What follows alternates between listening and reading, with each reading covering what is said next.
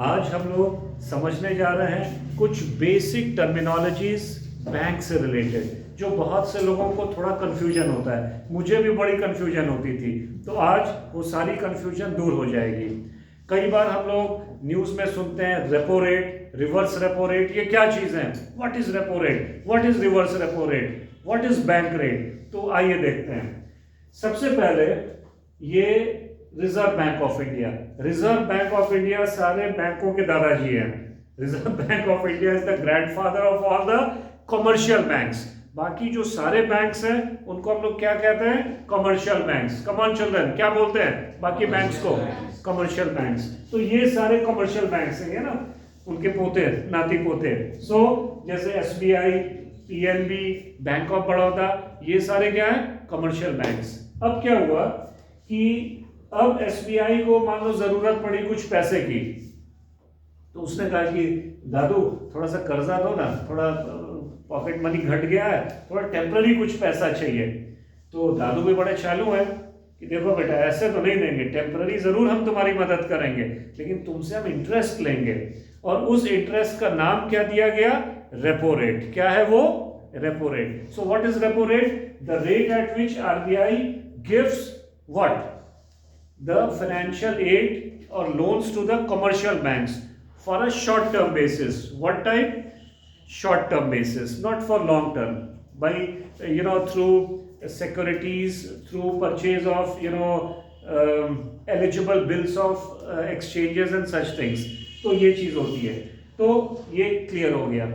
अब क्या हुआ कि ये जो पीएनबी है, अब ये बोला अरे दादू हमको थोड़ा ज्यादा टाइम के लिए चाहिए, I want a loan for a longer period of time.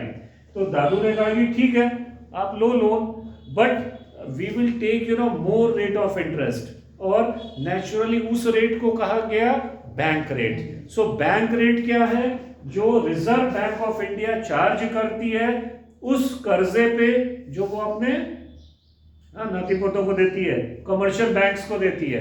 Clear हो गया? अब ये जो बैंक ऑफ बड़ौदा मान लो, अब ये जो है ये बड़ा चालू है। इसने कहा कह रहे दादू एक काम करो, मेरे पास कुछ एक्स्ट्रा पैसा है, वो आप अपने पास रख लो। So Bank of Baroda wants to park its excess deposit, है ना, it wants to park its excess deposit with RBI. और ये बड़ा चालू है, इन्हीं का पोता है ना। तो इसने कहा कि देखिए दादू, मैं आपको पैसा आपके पास जमा कर रहा हूं, अब आप मुझे उस पर इंटरेस्ट दे दो, क्योंकि आपने जब कर्जा देना शुरू किया तो हम लोगों से इंटरेस्ट ले रहे हो, तो हमारा पैसा आप रख रहे हो, तो आप हमको भी इंटरेस्ट दो। तो दादू ने कहा चलो ठीक है, दिया। तो उस इंटरेस्ट रेट को क्या हुआ? रिवर्स रेपो रेट कहा गया। समझ रहे हो? इन दोनों में आरबीआई को फायदा हुआ, रिवर्स रेपो रेट में क्या हुआ कि इंटरेस्ट बैंक ऑफ बड़ौदा को मिल रहा है। Understood all of you? तो आई एम श्योर ये तीन तरह का इंटरेस्ट रेट क्लियर हो गया होगा। पहला कौन सा है?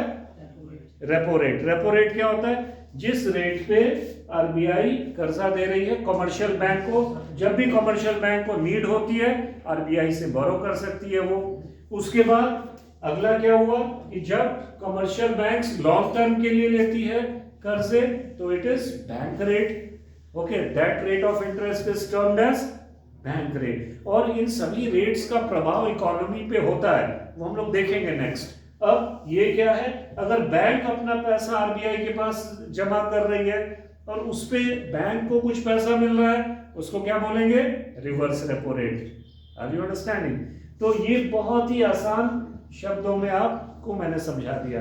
Thank you all of you, will see next.